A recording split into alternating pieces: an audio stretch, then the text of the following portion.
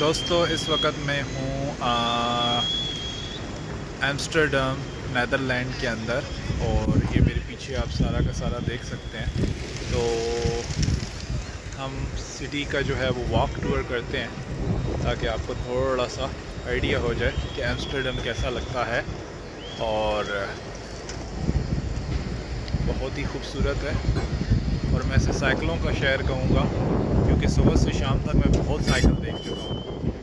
अगर आप एक ही वर्ड में कहेंगे जी क्या है, तो ज़बरदस्त सी पुरानी बिल्डिंग्स हैं। मैं दूसरी तरफ कैमरा करता हूँ, ये देखें आप, सारी की सारी जो है ना वो यूनिक बिल्डिंग्स हैं। और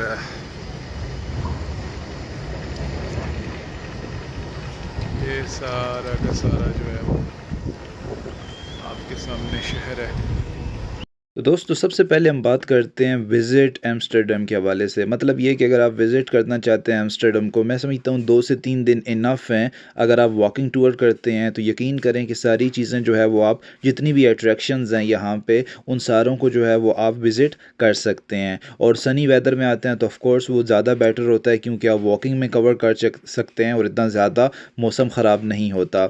यहाँ पे बहुत ज़्यादा म्यूज़ियम्स हैं, पुरानी बिल्डिंग्स हैं जिनको आप विज़िट कर सकते हैं और काफ़ी ज़्यादा अट्रैक्शंस हैं। आप सिटी वॉक भी कर सकते हैं और अगर आप जो है अट्रैक्शंस पे जाना चाहते हैं तो वो भी जा सकते हैं। मेरे ख़्याल में 2 से 3 दिन इनफ हैं एम्स्टर्डम के लिए। अगर आप एम्स्टर्डम को विज़िट करना चाहते हैं, सिर्फ घूमना फिरना चाहते हैं और उसके बाद आप किसी और सिटी में जो है वो जा सकते हैं, कोई इशू नहीं है।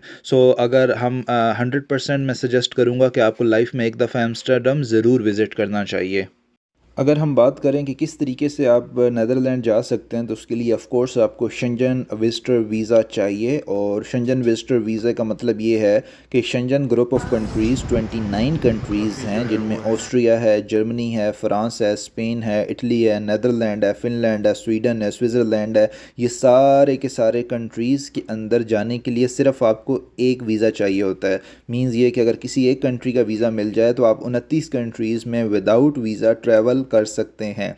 तो एम्स्टर्डम जब आप नेदरलैंड विज़िट वीज़ा पे जाते हैं, और अभी मैं समझता हूँ बेस्ट टाइम है वीज़ा अप्लाई करने का क्योंकि सबसे ज़्यादा लोग क्रिसमस और न्यू ईयर पे ट्रैवल करते हैं।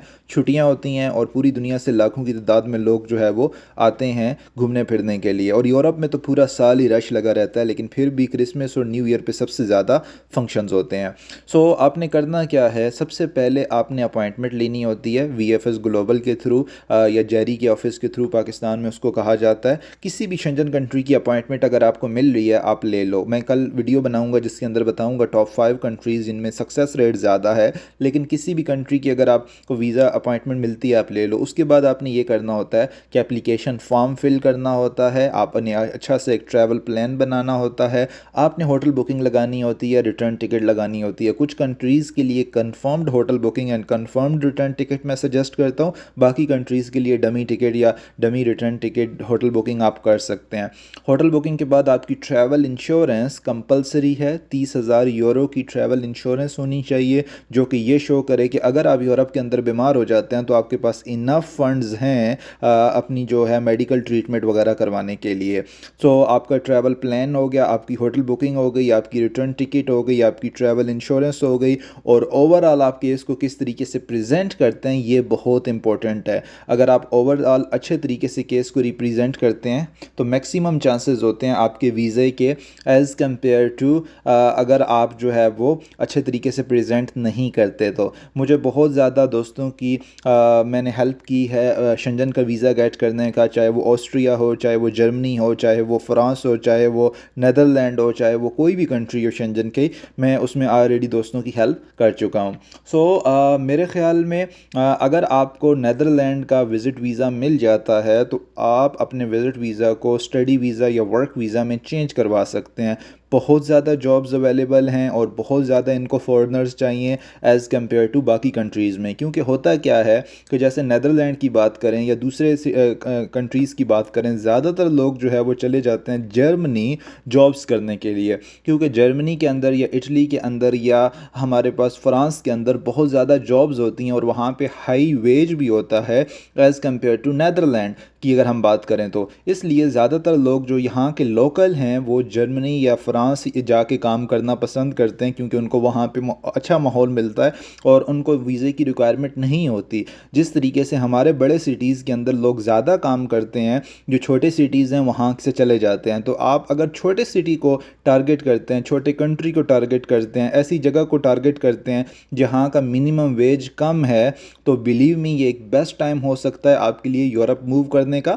और ऑफ कोर्स जब आप उसे अपनी करेंसी में कन्वर्ट करेंगे, आप उसे इंडियन रुपीज़ में कन्वर्ट करेंगे, आप उसे बांग्लादेशी टका में कन्वर्ट करेंगे, आप उसे पाकिस्तानी रुपीज़ में कन्वर्ट करेंगे, तो स्टिल वो एक बहुत बड़ी अमाउंट बन जाती है। लेकिन यूरोपियन के लिए 1000 यूरो, 1200 यूरो, 900 यूरो, 800 यूरो कोई बड़ी अमाउंट नहीं है, क्योंकि उन्होंने वहीं पे रहना है, वहीं पे खाना पीना है, वहीं पे इनके सारे एक्सपेंसेस हैं।